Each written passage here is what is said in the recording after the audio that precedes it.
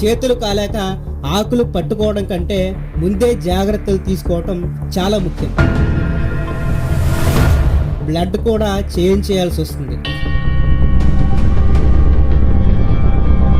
ఫ్యూచర్లో అది అటాక్ అయ్యి మీ డాగ్ ప్రాణాలని తీయచ్చు. మీరు మీ డాగ్ని ఎంతగా ప్రేమిస్తారో అది అందరికీ తెలుసు. కానీ ఒక చిన్నపాటి పురుగు మీ పెట్ డాగ్ ప్రాణాలు తీస్తుందని మీకు తెలుసా? ఎస్, అది ఇప్పుడే మీ డాగ్ మీద ఉండొచ్చు, లేకపోతే ఫ్యూచర్లో అది అటాక్ అయ్యి మీ డాగ్ ప్రాణాలని తీయచ్చు. మరి ఆ పురుగేంటి, అది అటాక్ అవ్వకుండా ఏం చేయాలి అనేది ఈరోజు మనం ఈ వీడియోలో తెలుసుకోబోతున్నాం. ఈరోజు మనం టిక్ ఫీవర్ గురించి మాట్లాడుకోబోతున్నాం. ఇది చాలా ప్రమాదకరం అయినప్పటికీ చాలా మంది దీన్ని ఈజీగా తీసుకుంటారు, మరికొంతమంది భయపడిపోతూ ఉంటారు. ఈరోజు టిక్ ఫీవర్ అంటే ఏంటి, దీనికి ట్రీట్మెంట్ ఏంటి, ఇది రాకుండా ఏం చేయాలి, దీన్ని ఎలా గుర్తించాలి, ఒకవేళ టిక్ ఫీవర్ వస్తే దాని యొక్క లక్షణాలు ఎలా ఉంటాయి అనేది ఈరోజు మనం ఈ వీడియోలో చూడబోతున్నాం.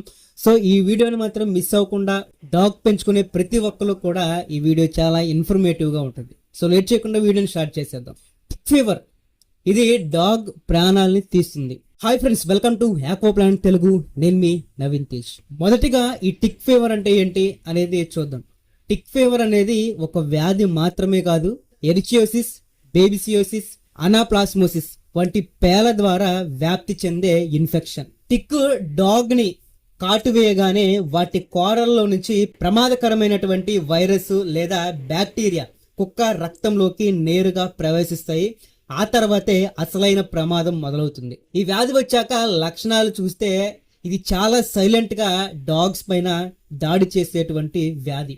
చాలా సార్లు లక్షణాలు అనేవి వెంటనే కనపడవు, కానీ వీటిని మనం గమనిస్తూ ఉండాలి. ఇది గనక అటాక్ అయితే డాగ్ లో కనిపించేటువంటి లక్షణాలు ఎలా ఉంటాయంటే, అలసట, ఎప్పుడూ యాక్టివ్గా ఉండే మీ డాగ్ ఒక్కసారిగా నిస్సత్తువుగా అనిపిస్తుంది.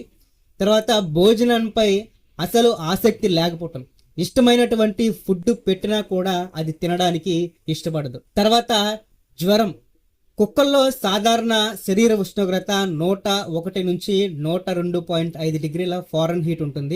దానికంటే ఎక్కువైతే అప్రమత్తంగా ఉండాలి.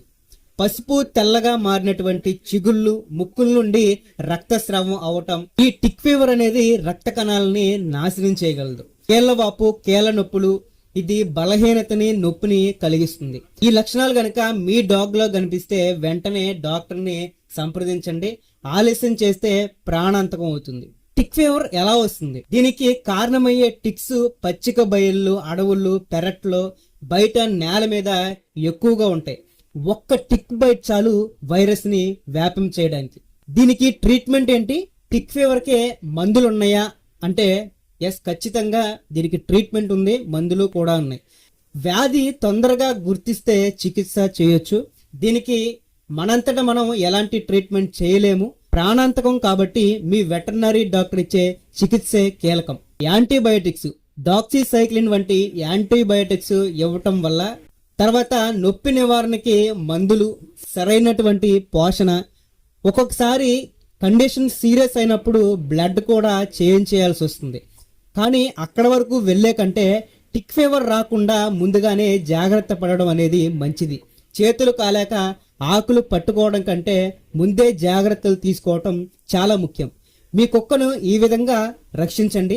టిక్ నివారణ మందులు, స్పాట్ ఆన్ ట్రీట్మెంట్ కాలర్లు లేదా మాత్రలు ఉపయోగించడం వల్ల ఈ టిక్ ఫీవర్ అటాక్ అవ్వకుండా చూడొచ్చు. రోజు టిక్ చెకింగ్ చేయడం, ముఖ్యంగా పచ్చిక బయల్లో, అంటే మీరు దాన్ని బయటికి తీసుకెళ్ళినప్పుడు, లేకపోతే అది బయట తిరిగి వచ్చిన తర్వాత డాగ్ వంటి పైన చెక్ చేయాలి. ఇంటి పరిసరాలని శుభ్రంగా ఉంచాలి. అవి పడుకునేటువంటి ప్రదేశాలని, బెడ్ని కూడా శుభ్రంగా ఉంచాలి. కొంచెం లిటిల్ ఎక్స్ట్రా కేర్ తీసుకోవటం వల్ల మీరు ఫ్రెండ్ గా భావించే మీ డాగ్ ని ఈ టిక్ ఫ్రీగా, ఆరోగ్యవంతంగా చూసుకోవచ్చు. ఇలాంటి హెల్ప్ఫుల్ ఇన్ఫర్మేషన్ మరిన్ని మీకు కావాలంటే ఇప్పుడే ఈ ఛానల్ ని సబ్స్క్రైబ్ చేయండి. డాగ్స్ పెంచుకునే మీ స్నేహితులకి వెంటనే ఈ వీడియోని షేర్ చేయండి. Thanks for watching.